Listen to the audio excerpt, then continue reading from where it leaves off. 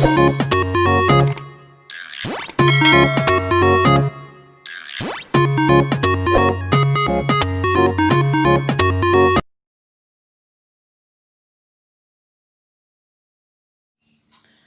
Students, आशा करती हूँ कि आप सारे लोग बहुत अच्छे होंगे और सारे ही अपने घरों में एकदम से सुरक्षित होंगे। वेलकम टू किरण आदि शिक्षा, जहाँ पर हम स्टडी कर रहे हैं एनसीईआरटी क्लास 9 का चैप्टर नंबर 8, जिसका नाम है कोऑर्डिनेटर्स। इसके बेसिक्स मैं आपको बता चुकी हूँ। जो इम्पोर्टेंट चीज़ थी वो पिछली वीडियो में मैं बता चुकी हूँ, जिससे कि हम चैप्टर को शुरू कर पाएंगे, एक्सरसाइज को शुरू कर पाएंगे। एक थ्योरम भी इसमें थी, angles and property of the coordinator की, वो भी मैं पिछली वीडियो में करा चुकी। तो अगर आपने वो मोस्ट इंपॉर्टेंट पिछली वीडियो नहीं देखी है तो आप फटाफट से चैनल को सब्सक्राइब कीजिए। वहाँ पर 9th क्लास की मैंने एक प्लेलिस्ट बनाई हुई है, वहाँ पर जाकर आप उस प्रीवियस वीडियो को देख सकते हैं।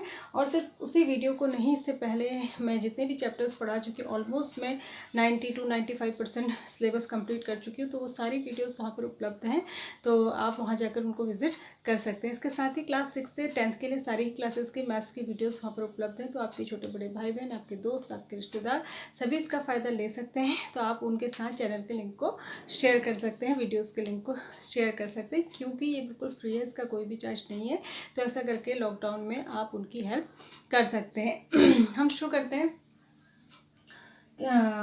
इसमें मैं आज शुरू करने जा रही हूँ 8.1, ठीक है, एक्सरसाइज नंबर 8.1। अगर हमको बेसिक्स पता है, अगर हमको पता है कि पैरेललोग्राम की क्या प्रॉपर्टी होती है, और अगर हमको पता है कि रेक्टेंगल की क्या प्रॉपर्टी होती है, रोम्बस की क्या प्रॉपर्टी होती है, स्क्वायर की क्या प्रॉपर्टी होती है, तो कोई भी क्वेश्चन करना टफ नहीं है। इसका पहला क्वेश्चन है कि the angles of a quadrilateral are in the ratio, ठीक है। रेशियो ऑफ द एंगल्स दिया है आपको, क्वाड्रिलेटरल के एंगल का रेशियो आपको दिया है 3:5:9:30। ये चारों एंगल्स अलग अलग बताए नहीं गए हैं, उनका रेशियो बताया गया है, ठीक है। Find all the angles of the quadrilateral. Question क्या है? Find all the angles. क्या है question? Find all the angles. तो क्योंकि एंगल्स रेशो में है, तो जब भी ऐसे रेशो में कोई चीज़ दी होती है तो उसको एक्स के साथ ले लेते हैं, लेट करके, सपोज करके हम लिखेंगे लेट फर्स्ट एंगल, इसको 3 के हिसाब से हम ले लेंगे 3x, ठीक है। लेट सेकेंड एंगल, इसको 5 के हिसाब से हम ले लेंगे 5x। लेट थर्ड एंगल, इसको हम 9 के हिसाब से 9x ले लेंगे। और लेट फोर्थ एंगल, इसको हम जो है 13 के हिसाब से 13x ले लेंगे। एंड हमें पता है बाय प्रॉपर्टी या फिर by theorem, we know that, आप लिख सकते हैं, वी नो दैट कि जो क्वाड्रिलेटर होता है उसके सारे एंगल्स का सम जो होता है वो क्या होता है? वो 360 होता है। जैसे कि ट्राइंगल का 180 होता है, इसका होता है 360 डिग्री, ठीक है। क्या होता है इसका? 360 डिग्री होता है। जब आप इस सबको ऐड करेंगे तो ये आएगा 30x इक्वल्स टू 360 डिग्री, ठीक है। तो x इक्वल्स टू आएगा 360/30, ये कैंसिल हो जाएगा, तो ये 3 1 3 3 2 तो ये हो जाएगा 12, यानी कि x की वैल्यू कितना है? 12 डिग्री। x की वैल्यू निकली है, अभी एंगल्स नहीं निकले हैं। अब हम एंगल्स एक एक करके निकालेंगे। जो पहला एंगल था वो था 3x, यानी कि 3 × 12 यानी कि 36 डिग्री हो जाएगा। जो दूसरा था वो था 5x, यानी कि 5 × 12, क्योंकि x की वैल्यू अब 12 आ गई है तो ये हो जाएगा 60 डिग्री। जो अगला एंगल था वो था 9x, यानी कि 9 × 12 यानी कि 108 डिग्री।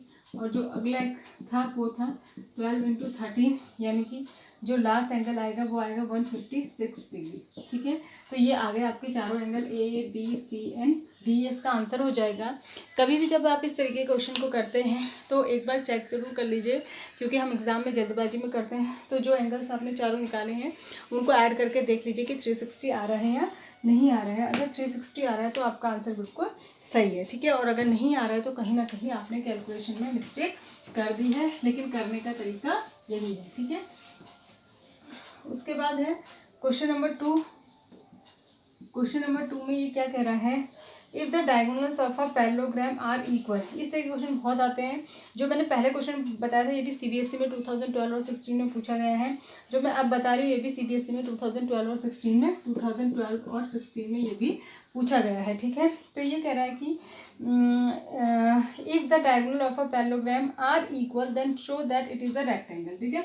हमें जो गिवन है वो क्या है? अ पैरेललोग्राम गिवन है, ठीक है। हम बना लेंगे यहाँ पर, इसने बना के नहीं दिया, बना हम खुद लेंगे, इसका कोई नाम रख देंगे हम, ठीक है। इतना हम कर सकते हैं खुद ज्योमेट्री में। सीधा ही नहीं बन रहा मुझसे तो, ठीक है। ABCD इसका नाम रख देते हैं। हम लिखेंगे अ पैरेललोग्राम ABCD, ये हमको गिवन है। अ पैरेललोग्राम ABCD और in which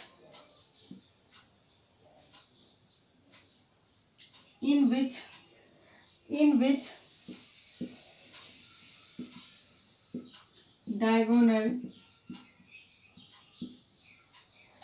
AC equals to B, इतना गिवन है, ठीक है। अगर ऐसा हो जाए तो ये कह रहा है कि ये एक क्या हो जाएगा, रेक्टेंगल हो जाएगा। क्या हो जाएगा, ये रेक्टेंगल हो जाएगा, ठीक है। टू प्रूव क्या करना है, ABCD इज अ रेक्टेंगल, ये प्रूव करना है, ठीक है, ये प्रूव करना है। अब आ जाते हैं प्रूफ में।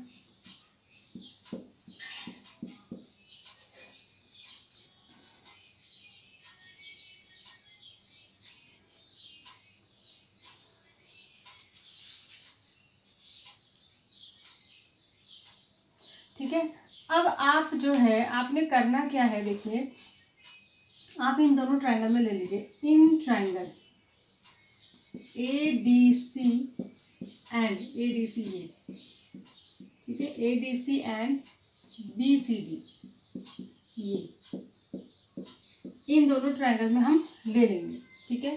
तो इसमें क्या क्या इक्वल होगा, देखो एक तो इसमें AD इक्वल्स टू BC होगा, ठीक है। AD इक्वल्स टू BC क्यों होगा, क्योंकि opposite side of the parallelogram है,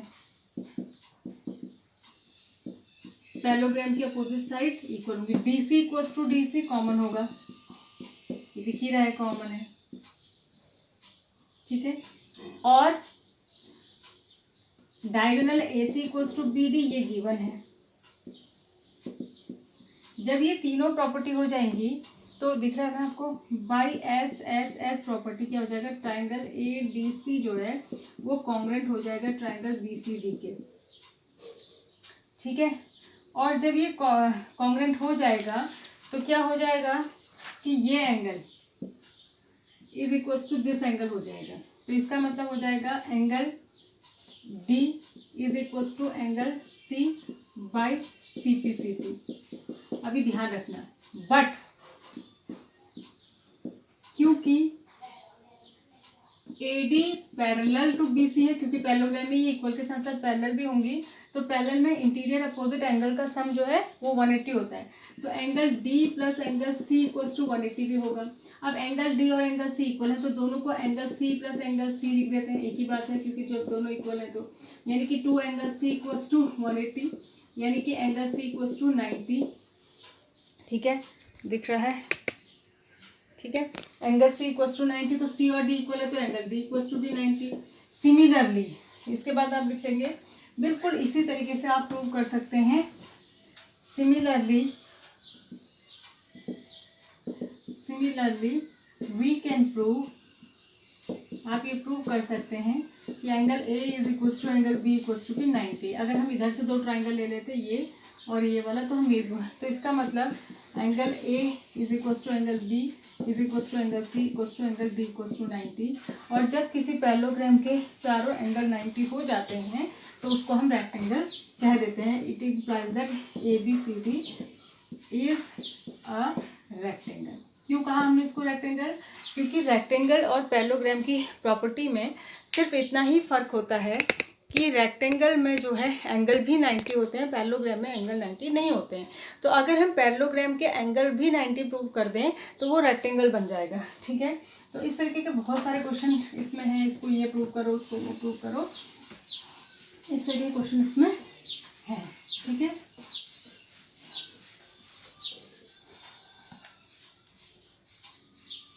तो अभी आप इन दोनों क्वेश्चंस को प्रैक्टिस करिए।